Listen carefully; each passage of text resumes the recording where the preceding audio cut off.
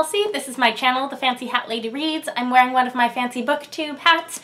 Daylight savings time has taken me by surprise again, and I am stuck filming in the dark. I've also come down with a bit of a cold or something. I've had a cough. It's been rough on my voice, so I have tea. And I'm hoping the tea will help me make it through this video. This is a collective book haul of things that I bought in August, September, and October. I suddenly realized I hadn't done a book haul in forever. The last one I did was actually my Worldcon book haul, which was all things that I got in August. But it wasn't all the things I got in August. So everything else from August will be in this video. Now at this point, I'll admit I've forgotten which of these 3 months I got each of these books in. So I don't necessarily remember what order I got these books in. I'm going to group them by how I got them. So I have actually a bunch of things that were purchased new, you know, in person from bookstores and places. And that'll be my first batch. Then I have a batch of used books, all of which I think were $1 purchases. And then those were the 2 batches that you saw in my thumbnail. And then I have a third stack that I wasn't holding up in my thumbnail because I only have 2 hands. And the third stack was a book outlet order. I will be honest with you, this is a little overwhelming. My reading has not been great this year for personal reasons. This is probably a reflection of some impulsive bad decisions, but I'm going to ignore it. This is a big book haul. You can definitely hear that I'm sick, can't you?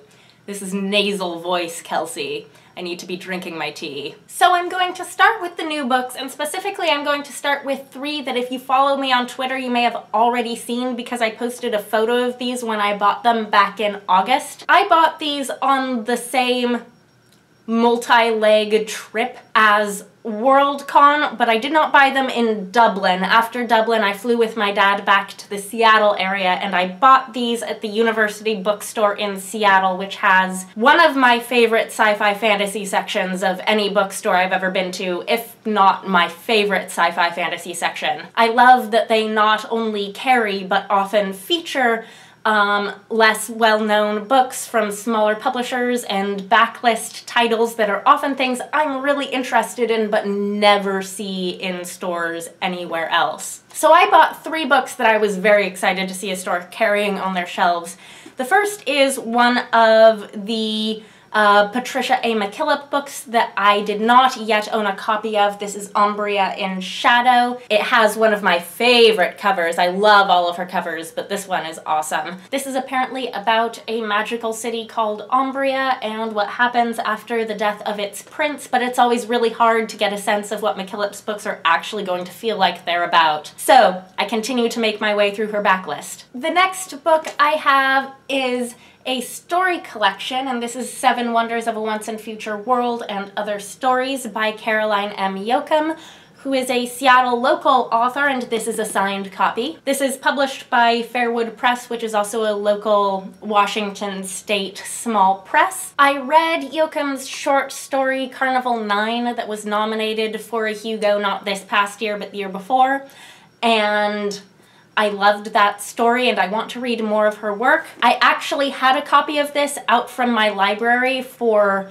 a long time, never got to it, had to return it unread, so I'm happy to have it back in my hands so I can have another shot at reading it. This seems to contain both fantasy and science fiction stories separated into several sections. Part 1, Our World, Interlude, Flash Fiction Worlds, Part 2, Fantasy Worlds, Interlude, More Flash Fiction Worlds, and Part 3, Alien Worlds. And then another book that I saw that I thought it was just so cool that they were featuring at the bookstore was The Underwater Ballroom Society, which is an anthology edited by Tiffany, Trent, and Stephanie Burgis. I believe this was indie published, and it has a lot of authors in it I'm very interested in. It's got a story by Shweta Thakrar, and I've read and really enjoyed one of her short stories before. Laura Ann Gilman, who's an author on my TBR. Stephanie Burgis herself has a story in here. Cassandra Kaw has a story in here. Isabeau S. Wills has a story in here, and I own another story collection of hers, and I read one of her kind of YA middle grade-ish books when I was younger. And the theme of this anthology is centered around this idea of an underwater ballroom, which just seems so cool. I have so many anthologies and story collections that I keep buying because I love them and I want to read them, and then I never end up reading them because I prioritize novels for some reason. I need to read more of my story collections. That's a goal, I guess.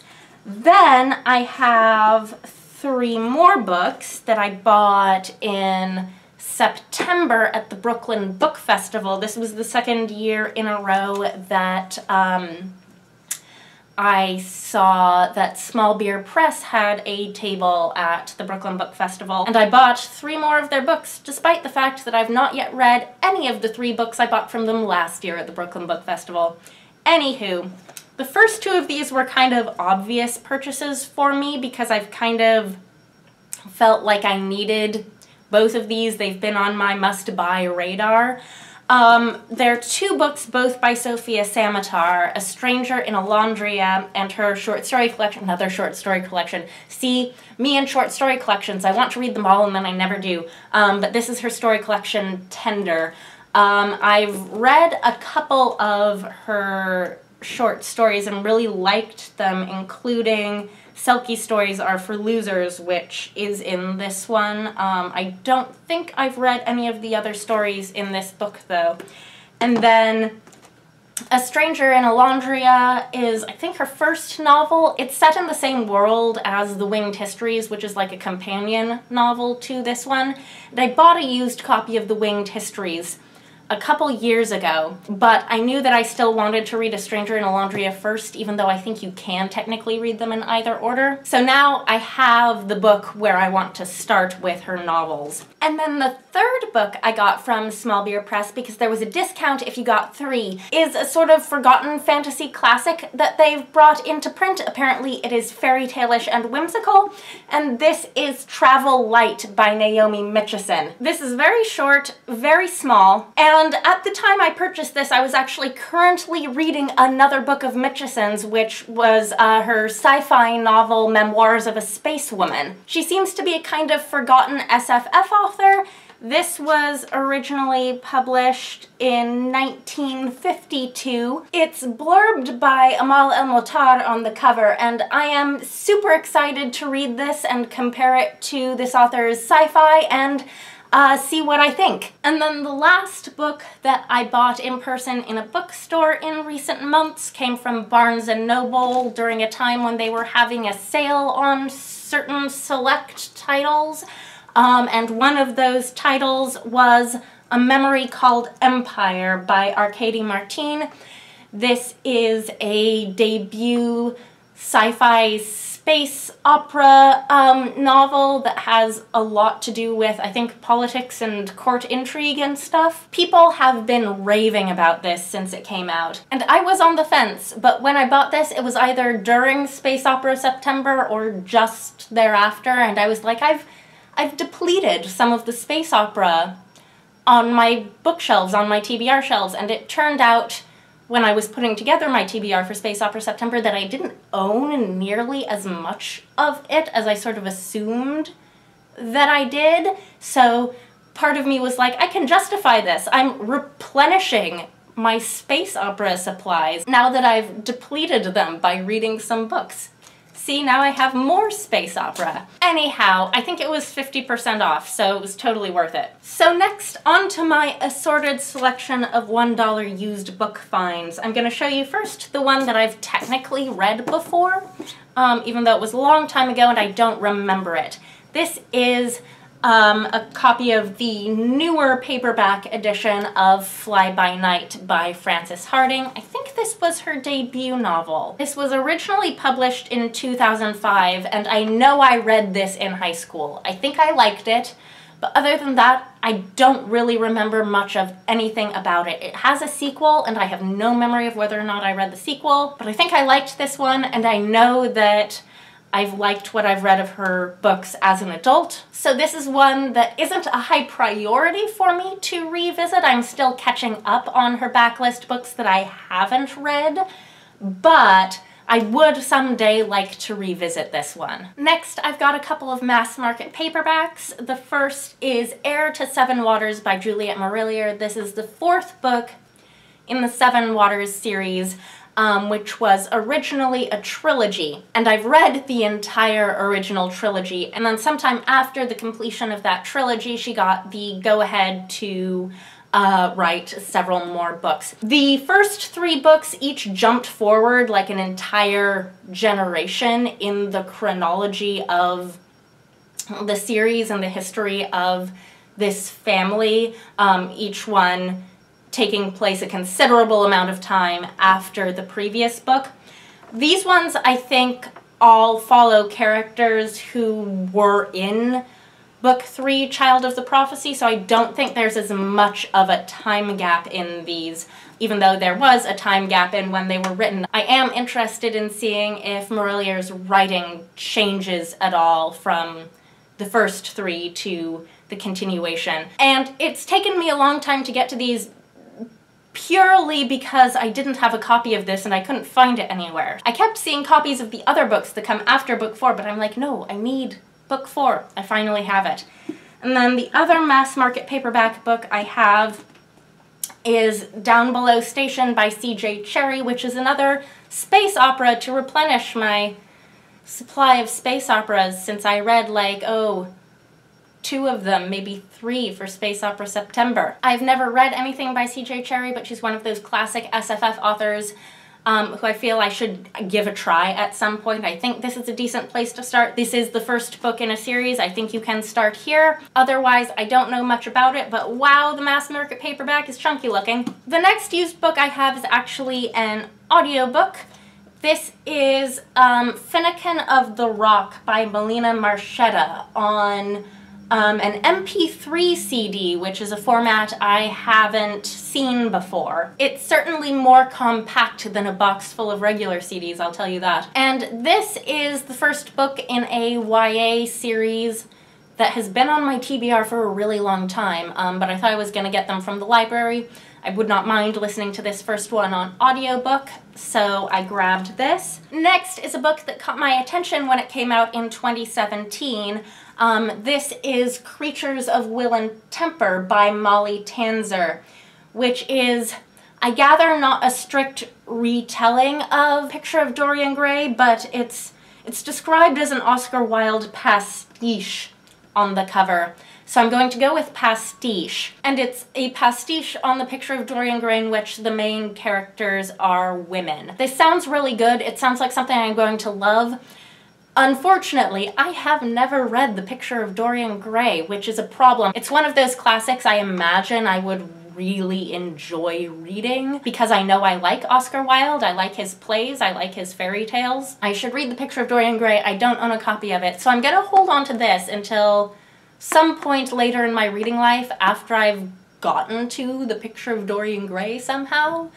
But this is something that intrigues me a lot, so I bought a used copy of it for $1. Another book I'll probably get to much sooner that I was shocked to find a used copy of for cheap because it had just been released is Pet by Akwaeke Emezi, which is, I gather, a sort of younger YA-geared novel that seems really unusual, really different. This is about a city that used to have monsters, and they think they've gotten rid of all of their monsters, and the monsters were like a thing from long ago, and so they don't recognize when the monsters start to return.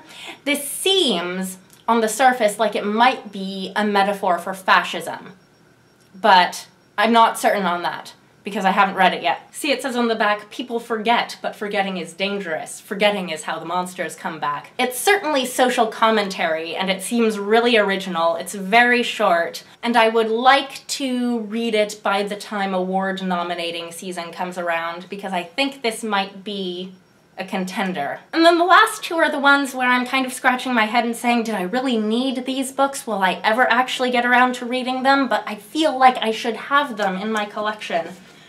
The first is Gregor the Overlander by Suzanne Collins. This was her first series that she published before the Hunger Games. It's middle grade. I have always been really mildly curious as to what the heck this entire series was all about, because like no one ever talks about it. It's like the Hunger Games are her only books and they're the only books people talk about, and this doesn't even exist. But this series is called The Underland Chronicles, and it's about like a magical underworld under New York City, which seems so cool. It seems like my type of thing. I should read this, at least the first book in the series, just to see what the heck this is all about. And then the last cheap used $1 book is Snow in Summer by Jane Yolen, which is a YA Snow White retelling that I had no idea even existed. I had no idea she'd written this book. Like, I thought I vaguely knew what books Jane Yolen had written, but I was completely unaware of this one. This was published in... when was this published? 2011.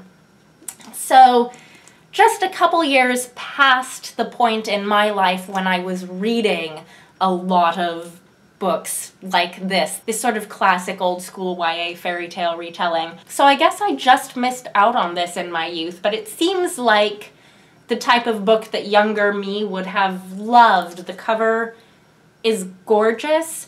And it's Jane Yolen, and she's a classic author. And then finally, I'm moving on to the last stack of books, which is the Book Outlet order. I had, it turned out, a coupon for like $5 off an order of Book Outlet books, and I thought it had expired, but it turned out it hadn't, and it enabled me.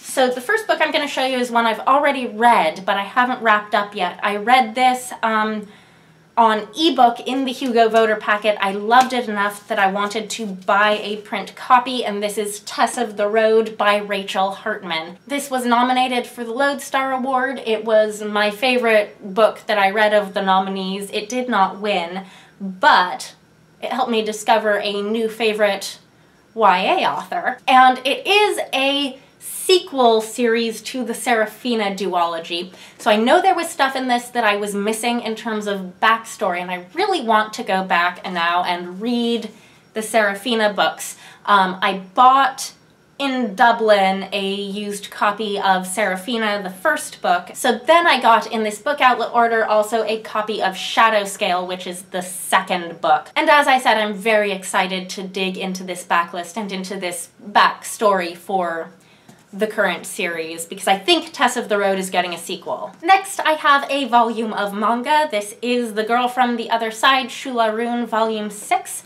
I just read Volume 5 because it was spooky appropriate for the Halloween season, so now I've got the next one. And then I have 3 Tor.com books. 2 of them are novellas, and one of them, I believe this first one is a novelette. This is The Jewel and Her Lapidary by Fran Wilde, which I've heard mixed things about, but it's so short. And it is the first book in what I think is a loose series, the next book of which was recently released, and I got a copy of it, the Fire Opal Mechanism, and when I hauled that, I was like, well, now I need to get my hands on a copy of The Jewel and Her Lapidary so I can read this one. So now I have The Jewel and Her Lapidary. And then the next one, this was a book that I was hotly anticipating before it was released, and I never ended up actually buying it. It was a problem. Now I have it. This is Miranda and Milan by Catherine Duckett, which is, as far as I understand, a dark queer sequel to The Tempest. Hooray! And then I have In an Absent Dream by Shannon Maguire, which is the 4th book in the Wayward Children series. I would say that I'm enjoying the Wayward Children series as a whole more than I've enjoyed any of the particular individual books. I haven't had one of those books that like struck me as amazing yet, but I am on board with the series. And I think based on reviews I've seen, this one might end up being the amazing one for me. I'm crossing my fingers. I have high hopes. This one, like Down Among the Sticks and Bones, is a prequel to Every Heart a Doorway as opposed to a sequel. And I've heard it has some of the more lyrical writing that Down Among the Sticks and Bones did that the other 2 books haven't had. And it's about Lundy and a goblin market. Next is a bit of an impulse purchase. This is a book that I'd seen before and been interested in, but I haven't heard anyone else talk about it much, really. And this is The Sisters Medeiros by Patricia Samet. This is published by Angry Robot. I believe there's already a sequel. And this series seems really, really cool. This seems to be about a couple of sisters who are like out to get revenge for the downfall of their family. There appears to be magic and gambling and robbery. This just sounds like a very fun book. Next is a book that I was vaguely embarrassed that I didn't already have a copy of when I finished the first book in the series. This is The Fated Sky by Mary Robinette Kowal, which is the sequel to The Calculating Stars. I got to the end of The Calculating Stars and was like, whoops, I don't have the second one. This is a problem. The Calculating Stars, of course, won the Hugo Award this year. This is an extremely popular series, and I found myself stuck without book 2, so I fixed that. And then next, I'm just plowing through these here, is one of the Charles de Lint-Newford novels that I did not yet have. I've been hoarding his books. I've only read one of them so far, but I feel like this is a series that I want to have, if not in its entirety, at least most of the books in. This is Someplace to Be Flying, which is one of the books in the Newford series. The Newford series are a loose series of companion novels and short stories and story collections that all take place in the same fictional city of Newford. It's mythic urban fantasy. This is one of the books in this series that I have heard some of the most glowing things said about, so it was definitely one that I wanted to get my hands on a copy of at some point. So there's that. Then I have an anthology. See, more anthologies, more short story collections. Will I ever get to them? Who knows? This is Mythic Journeys, which is an anthology of retold myths and legends edited by Paula Guran. I have seen her name so many times and I don't know how to pronounce it. Guran. But this is, I think, entirely previously published short stories, not new things that have been commissioned for the collection or anything. But it has so much in it that looks really intriguing to me.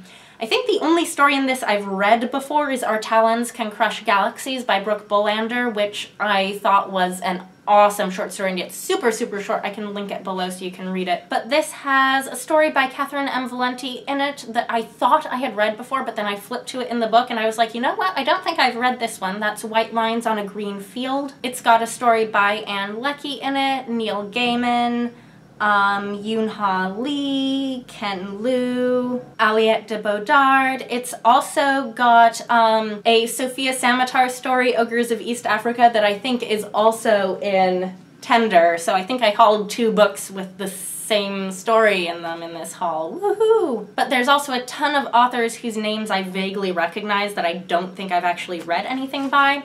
So this looks like an awesome, awesome collection, and I should read it.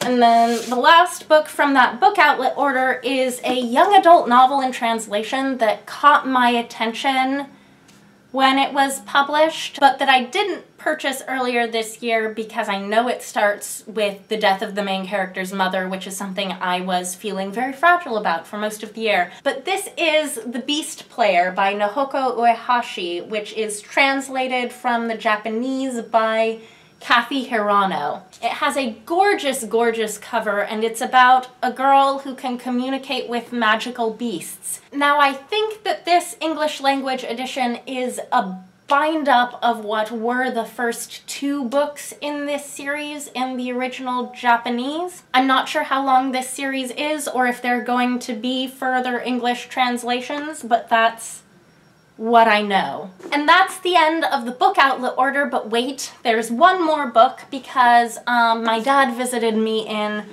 early October to come see a show I was in, and he gave me a book that I don't know if he's read or if he just thought this seems like an important book. I know a person who likes books. I'll give this to Kelsey. But this is a non-fiction book. It's called This is an Uprising, How Nonviolent Revolt is Shaping the 21st Century. It's, you know, a current affairs type of book on a very important topic. It was published in 2016, so not like super recent in terms of current events right now, but clearly still very relevant. I've looked this up on Goodreads and it has very strong reviews. I will be honest with you, I thought to myself, because this isn't the only nonfiction book I have on my shelves right now, I thought to myself, maybe I'll participate in Nonfiction November. I have like 3 nonfiction books I kind of would like to pick up. But for reasons, I'm not adding a bunch of stuff to my TBRs for November and December that I wasn't already kind of committed to reading, because I've gotten behind on a lot of my reading. And I'm basically on a readathon ban from now to the end of the year. No more readathons. I'm not picking up new things that I wasn't already at least mentally committed to reading. And I guess I'll have another TBR video about that sometime soon. But that's it. That's the end of the book haul. Let me know if you've read any of these books or if you're planning to. Let me know what you think. Anyhow, I hope you're having a nice day. That is all. Bye for now.